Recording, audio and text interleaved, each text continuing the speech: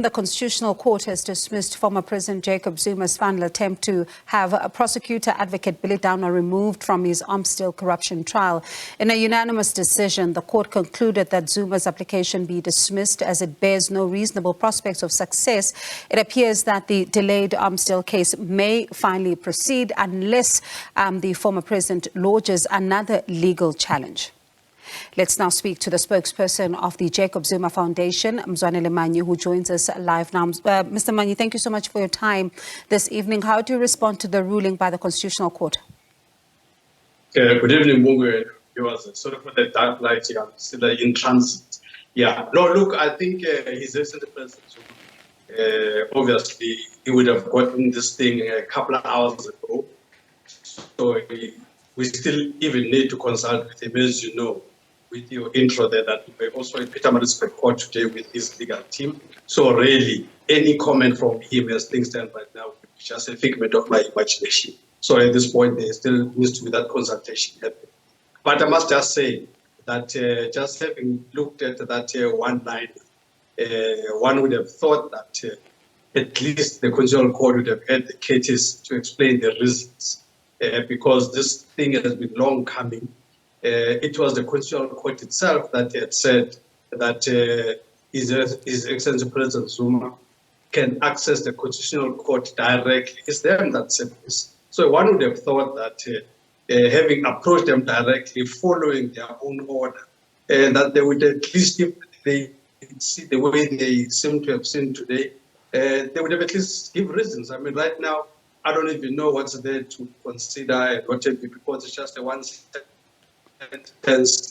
and all of that. And that has been the gripe of His Excellency President Zuma, right from the Supreme Court of Appeal, to say, if you say you decline me this and this, give me reasons. But no one wants to give him reasons.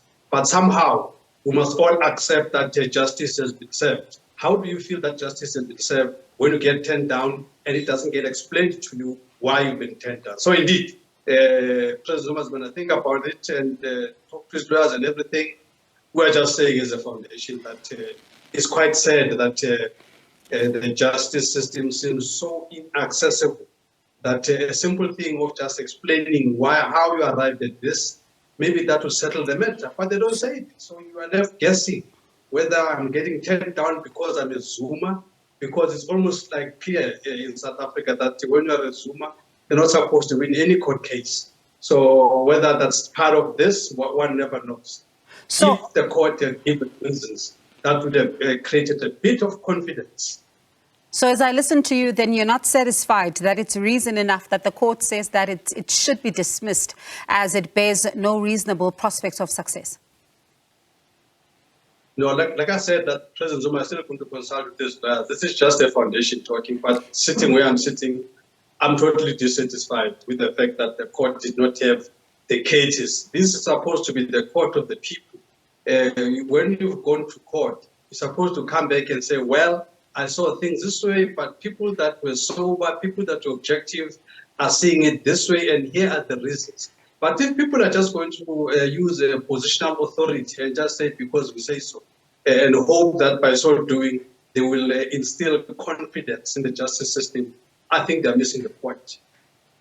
All right, so I take it you're not satisfied with this, with the reason that there's no reasonable prospect of success that they have, they have put in as the decision here.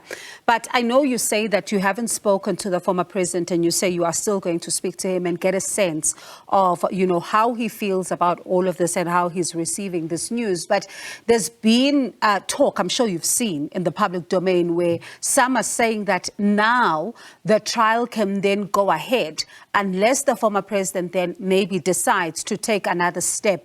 In your view, how do you see this one play out? I know you say you haven't spoken to him. I understand that. I'm underscoring that. But where does this then put the trial? Can it go ahead effectively? This is what the lawyers, after talking to President Zuma, will advise on. Anything I say now would be very uninformed. I don't know what's going to happen. But all I can say to you is that it's unlikely to be automatic this way or that way. They are still going to look at it, they're still going to apply their minds, they're still going to see what needs to be done. So nobody must There's no fait accompli anything.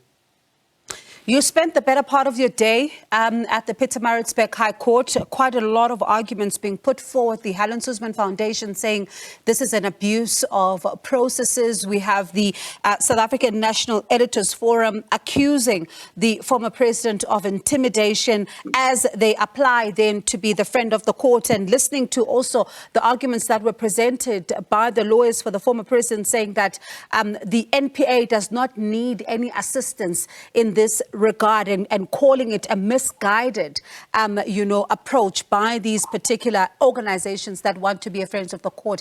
Let's talk about the proceedings today. How confident are you that the legal teams have put their best foot forward here? No, I think they have. In fact, even without them putting their best foot forward, these right-wing structures that were there today, they failed to make their case solid. I mean, a very simple thing of them having to first and foremost establish their impartiality was a problem. You must remember that the Helen Suzman Foundation in particular is in court with President Zuma on this other matter as well. These are the people that really, if they can have it their way, they want to see President Zuma in jail, if they can have it their way. Now, how can people like that come here and pretend to be all this neutral and all of that? These people are not neutral.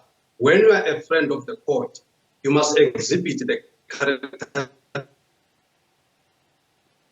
characteristics of the court. The court is supposed to be an impartial and neutral. But when you are deciding against President Zuma, how can anybody in their right mind think that you are saying you are assisting the court? They're not assisting the court in any shape or form. I mean, even SANEF is not assisting the court, because SANEF, they are still hell-bent on saying this was public information. A blue lie. Everybody knows that when that information was leaked, it was not public yet. It didn't have a stamp. Even the affidavit of Downer was not even was not even commissioned yet. So that was still proprietary information, and they had no permission from the National Director of Public Prosecution. So this is straightforward. So I don't know what they were trying to do there, but I'm almost 99.9% sure that they will not be successful. And, of course, when you listen to some of, those that are watching this case from the periphery, and others, be it legal analysts as well, and some of those who are South Africans who are concerned as they watch these particular proceedings, there has to be, a reaction and a response to some of the growing concerns that, we may see here. The former president coming again with another legal avenue, possibly to explore when it comes to the ConCourt's ruling this afternoon. And some view this as a delay. I think those that say so must take counsel or comfort from some of the utterances that were made by Judge Kuhn, where he dealt with this matter squarely, where one would have hoped that this thing has now been put to bed.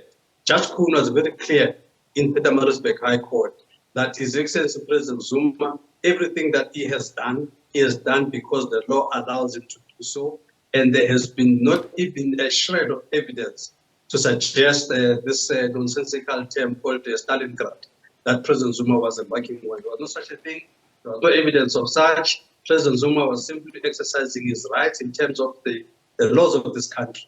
So indeed, the matter should have been settled by now. So I can't help it if you have people that don't even understand even when the judge has spoken. They just keep making their misguided narrative. That we can assist, but the judge has pronounced on this matter, and I think we should take the line from the judge. All right, Mr. Manyi, thank you so much for your time, and safe travels as you say that you are in transit. That's the spokesperson of the Jacob Zuma Foundation, Mzwanele Manyi.